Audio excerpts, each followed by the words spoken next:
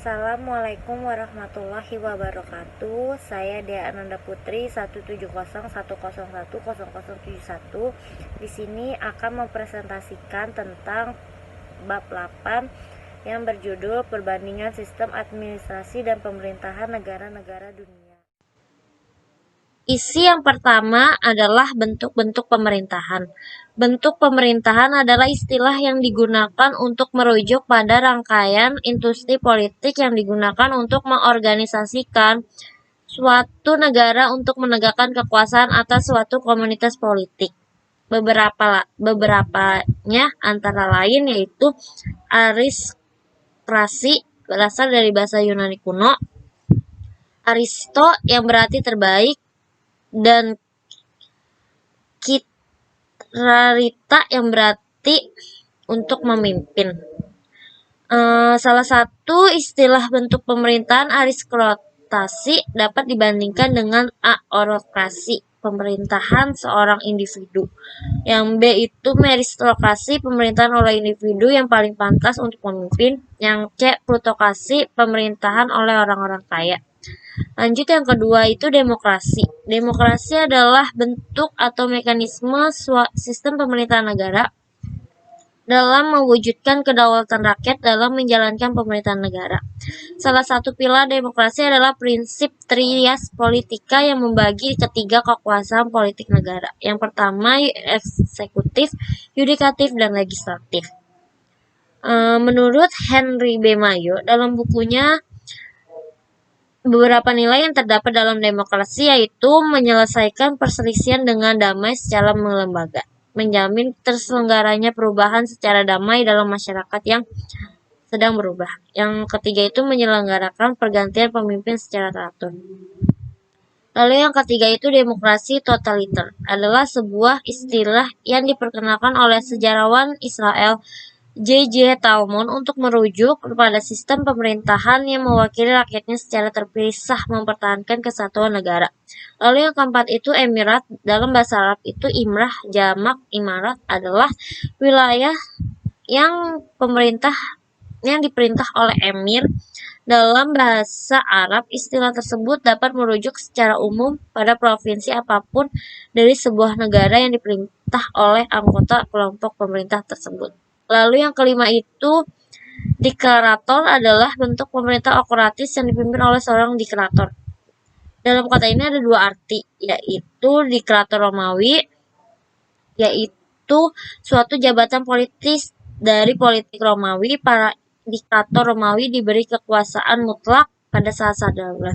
Lalu yang kedua itu dalam penggunaan masa kini, diklator merujuk pada suatu bentuk pemerintah absolut yang demokratis dipimpin oleh kepemimpinan yang tidak dibatasi oleh hukum. Lanjut, itu yang kedua itu yang B, sistem pemerintahan. Istilah sistem pemerintahan berasal dari gabungan dua kata, sistem dan pemerintah. Kata sistem merupakan terjemahan dari kata system, itu dalam bahasa Inggris, yang berarti susunan, tantangan, jaringan, atau cara. Pemerintah adalah perbuatan memerintah yang dilakukan oleh badan-badan legislatif, eksekutif, dan yudikatif.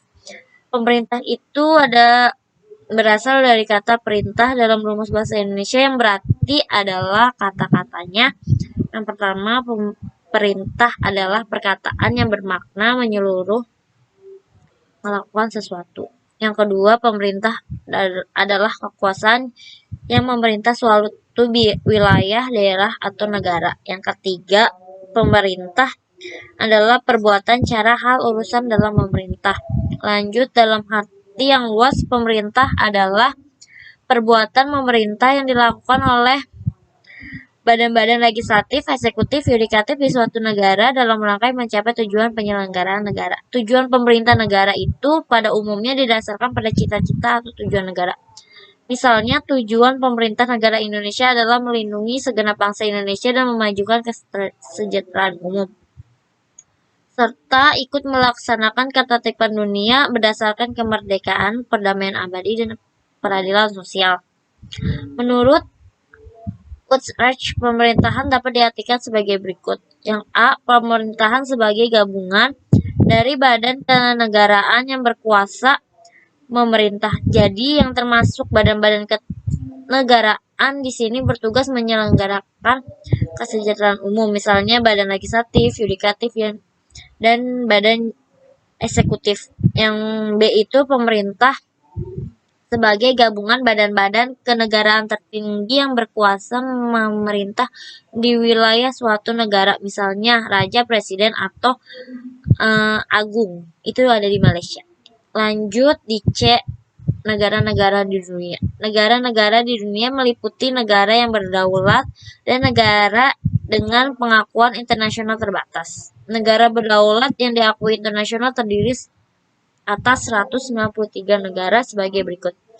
152 negara Perserikatan Bangsa-Bangsa PBB.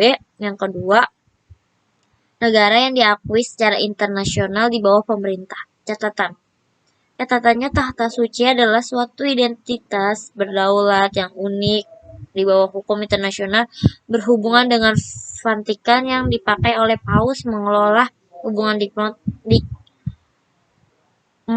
diplomatik atau resmi dengan lebih dari 170 negara. Lalu yang kedua itu Republik Afrika, kadang-kadang juga disebut Afrika Selatan. Lanjut yang D, model sistem pemerintahan Amerika Serikat.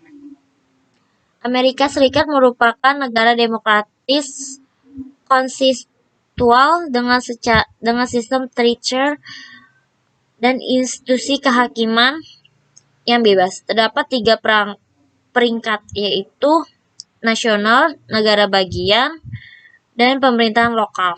Satu elemen yang terlihat jelas di Amerika ialah dikrotin pembagian kekuasaan. Pasal 1 hingga 3 Konstitusi Amerika telah menggariskan secara terperinci mengenai kuasa-kuasa yang utama, yaitu eksekutif, legislatif, kehakiman. Administrasi negara Amerika Serikat. A. Kekuasaan legislatif. Dalam Undang-Undang Amerika Serikat, yaitu pasal 1 ayat 1, semua kekuasaan legislatif dipegang oleh Kongres yang berdiri atas Senat dan DPR. Ayat 2, DPR terdiri atas anggota DPR yang dipilih setiap 4 tahun sekali oleh rakyat dari berbagai negara bagian dengan syarat setiap anggota berumur 25 tahun. Yang ayat ketiga, Senat Amerika Serikat terdiri atas 2 anggota Senat dari setiap negara bagian yang terpilih untuk 6 tahun oleh badan legislatif negara bagian dengan syarat anggota umum tidak dikurangi kurang dari 30 tahun. Lalu kekuasaan yudikatif. Pasal 3 ayat 1. Kekuasaan yudikatif Amerika Serikat dipegang oleh Mahkamah Agung dan dalam pengadilan rendah dan waktu ketentuan ditetapkan oleh Kongres Prajaksa. Ayat kedua, kekuasaan yudikatif meluas kepada semua perkara dalam jangkauan undang-undang dengan semangat atau asas persamaan. Ayat ketiga, pengkhianatan terhadap Amerika Serikat akan terdiri atas tindakan membantu musuh yang memerangi Amerika Serikat atau menjadi mata-mata. Tidak seorang pun dijatuhi hukuman sebelum 2 orang saksi membuktikan. Yang E, model sistem pemerintahan Inggris. Negara Inggris sebagai Mother of Parliaments telah banyak memberikan sumbangan pada peradaban dunia, khususnya sumbangan terhadap lembaga-lembaga demokrasi. Pemerintahan kurang jelas didefinisikan dan agak sulit untuk mengerti. Pulau Britania yang merupakan bagian utama dari Kerajaan Inggris Raya, The United Kingdom, terdiri menjadi 3 bagian, yaitu Inggris, Skotlandia, dan Wales.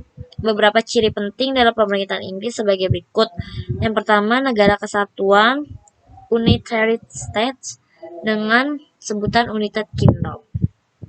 Yang kedua, konstitusinya adalah hukum dasar yang memberikan dan membatasi kekuasaan untuk pemerintah dan tidak tertulis. Yang ketiga, kekuasaan tidak dipisahkan tetapi bercampur baur. Yang keempat, parlemen adalah bicameral, terdiri dari House of Hamnos atau majelis rendah dan House of Lords atau majelis tinggi. Parliament Sovereignty merupakan salah satu prinsip fundamental dari konstitusi. Model sistem pemerintahan Indonesia. Pemerintah Indonesia menganut sistem presidensial. Badan eksekutif, legislatif memiliki kependudukan independen. Sebelum tahun 2004, sesuai dengan Undang-Undang 1945, Presiden dipilih oleh Majelis Pemusyawaratan Rakyat. Pada pemilu 2004, pertama kalinya Presiden dipilih oleh rakyat. Sistem pemerintahan yaitu sebagai berikut. Sistem pemerintahan negara Indonesia berdasarkan Undang-Undang 1945. Sebelum diamendmen, sistem pemerintahan ini tertuang dalam penjelasan Undang-Undang 1945 tentang 7 kunci pokok sistem pemerintahan. Yang kedua, Indonesia adalah negara yang berdasar atas hukum. Yang ketiga, sistem konstitusional. Dampak negatifnya itu yang terjadi dari sistem pemerintahan yang bersifat presidensial adalah yang pertama, terjadi permusatan kekuasaan negara pada lembaga, yaitu presiden. Yang kedua, peran pengawasan dan perwakilan DPR semakin lemah. Yang ketiga, pejabat-pejabat negara diangkat cenderung dimanfaatkan untuk royal dan mendukung kelangsungan kekuasaan presiden.